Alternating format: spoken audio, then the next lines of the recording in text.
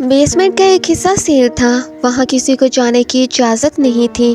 कहा जाता था कि वहाँ एक लड़की की लाश मिली थी जिसके साथ गलत करने के बाद उसे मार दिया गया था। डॉक्टर और नर्सेज इस बात को सिर्फ एक अफवाह कहते, मगर पुराने स्टाफ ने अजीबोगरीब चीज़ें देखी थीं। एक रात जो कभी भुलाई नहीं गई। सबा एक क्लीनिंग स्टाफ की मेंबर थी। वो नए नए हॉस्पिटल में आई थी और उसको बेसमेंट की तरफ क्लिनिक ड्यूटी दी गई थी।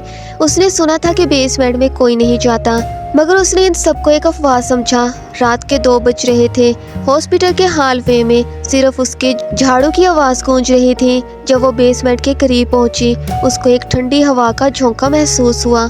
उसने देखा कि एक लड़की वाइट हॉस्पिटल गाउन में धीरे धीरे चल रही थी। सबा ने जोर से आवाज लगाई, बाजी आप यहाँ क्या कर रही हैं? लड़की ने धीरे से अपना नीचे झुकाया हुआ सर उठाया। उसकी आंखों के नीचे गहरी स्याह लकीरें थी। उसका रंग सफ़ेद था, जैसे उसके जिस्म से सारी जान निकल चुकी हो। उसके होंठ हिले और एक हल्की आवाज़ निकलती है, मुझे वापस जाने दो।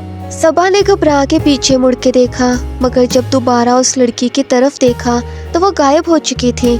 सबा ने यह बात सुबह अपने एक सीनियर स्टाफ मेंबर नसीर चाचा को बताई। नसीर चाचा ने एक गहरी सांस ली और धीरे से बोला, बेटा तुझे नहीं पता, इस बेसमेंट में एक हादसा हो चुका है। उसने बताया कि 3 साल पहले एक लड़की महक इमरजेंसी रूम में आई थी।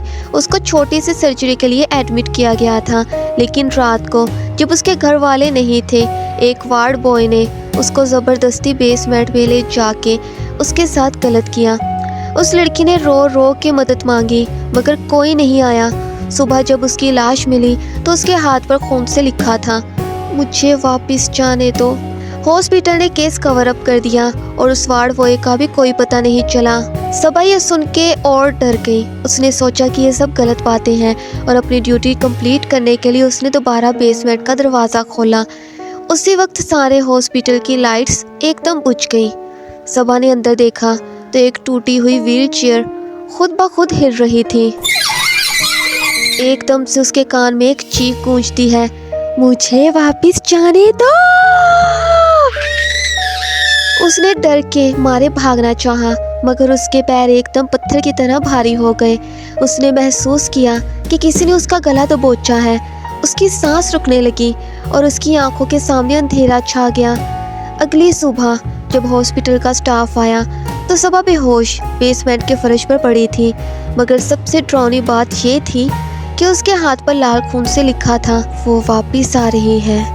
उस दिन के बाद किसी ने भी हॉस्पिटल के बेसमेंट में कदम रखने की हिम्मत नहीं की, लेकिन जो लोग वहां रात के 2:30 बजे गुजरते हैं, उनको एक रोती हुई लड़की की आवाज़ सुनाई देती है जो कहती है, मुझे वापस जाने दो।